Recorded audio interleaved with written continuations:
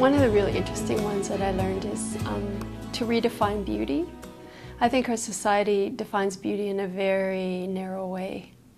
And I think I saw a lot of examples of beauty in the faces of the people that were being cared for and the people that were taking care of them.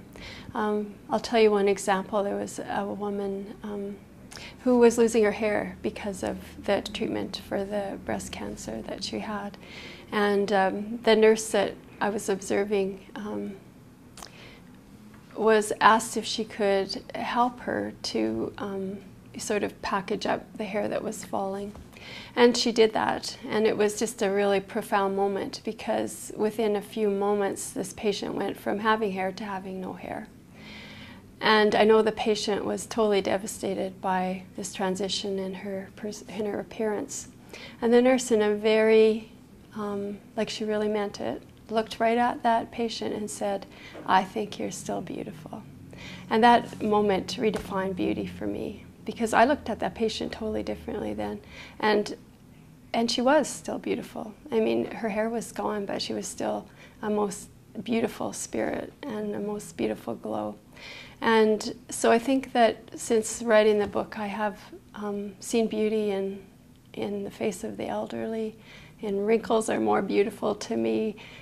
People that have what we consider limitations, physical, emotional limitations, I see more beautiful in a more beautiful light because of what I learned by doing the research. And so I think that is very enriching to me and to anyone who can redefine beauty, because life becomes much more beautiful. You see it in many more places.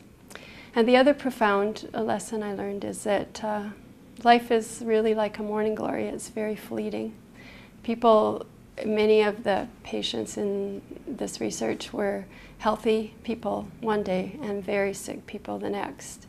And that could happen to any of us. And I think knowing that makes life richer, and it makes you live life differently. It makes you live life more with a more sense of urgency.